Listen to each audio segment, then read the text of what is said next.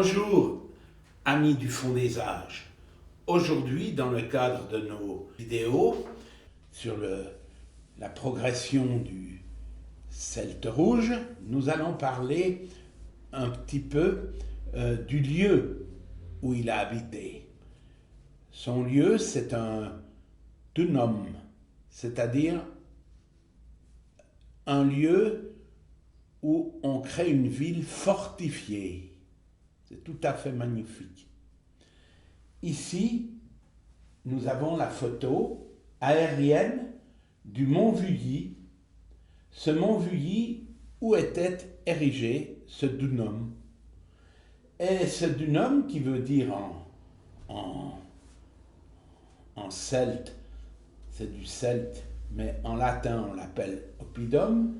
Donc ici, vous avez cette montagne, le lieu où toute l'affaire était érigée, et ici un petit cercle qui vous montre où est l'Athènes, c'est-à-dire là où on a retrouvé dans le lac beaucoup de pièces archéologiques qui dénotent que l'Athènes, deuxième âge du fer, était vraiment un endroit très important, puisque, comme on le verra plus tard, c'est là qu'on a traité le mieux le fer.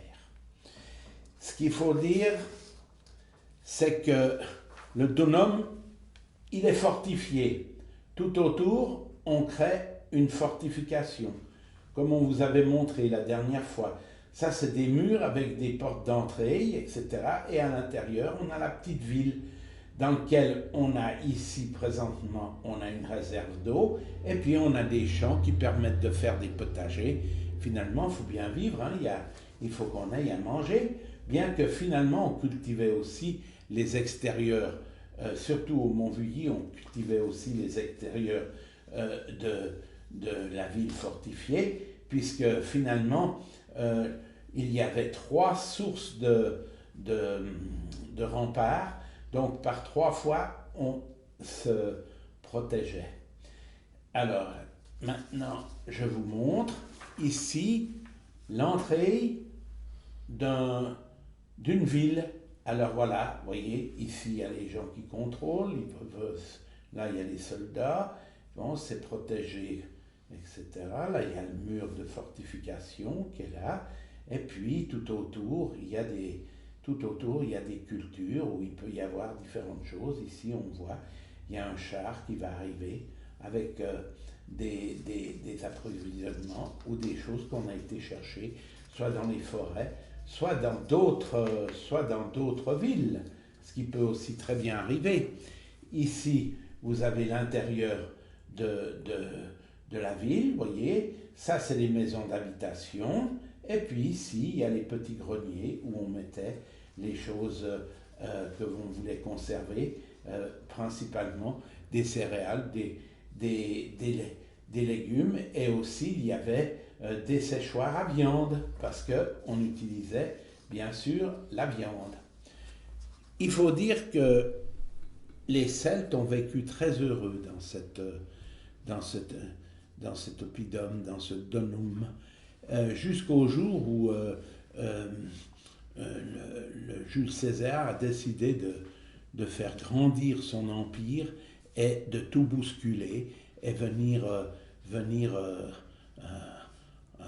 jusque chez eux pour les convertir au capitalisme et aux sales manières qui ont été amenées par les Romains, il faut bien le dire. Le Celte étant une personne qui n'avait pas d'idole, donc sa seule préoccupation, c'était la beauté de la nature. Donc, il avait aussi le rapport avec les vents, avec la pluie, avec tout ce qui est la nature. Il faut quand même essayer de respecter ça. C'était des gens magnifiques. Quand il a attaqué et qu'ils ont vu que tout autour de chez eux, les Romains devenaient pénétrants et qu'ils les obligeaient soit à donner une partie de leurs parents pour l'esclavage ou des choses invraisemblables, ils ont décidé de mettre le feu à toute leur ville et de s'enfuir. Vous voyez ici, ils s'enfuient. ils vont s'enfuir, ils vont s'enfuir à travers différentes régions où ils rencontreront d'autres tribus celtes, certainement. Il faut quand même citer les Éduins, il faut citer les Tigorins, qui étaient aussi très importants, qui allaient jusqu'à Zurich, etc.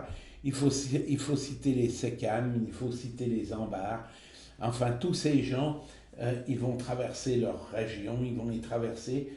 De toute façon, ils sont poursuivis par les Romains, ils vont aller jusqu'en Saintonge, jusqu'au moment où, après avoir refait une ville en Saintonge, ils seront de nouveau exclus par les Romains en 58, qui les terminera là-bas en Saintonge, sur l'oppidum de Pons. C'est terrible. Alors là, vous voyez, cette très jolie petite maison, ben, ils sont en train d'y mettre le feu.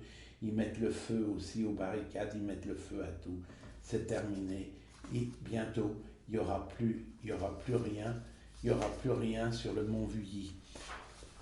Les archéologues ont retrouvé des morceaux de murs, ou s'ils ne les ont pas retrouvés, ils les ont reconstruits comme ça devait être.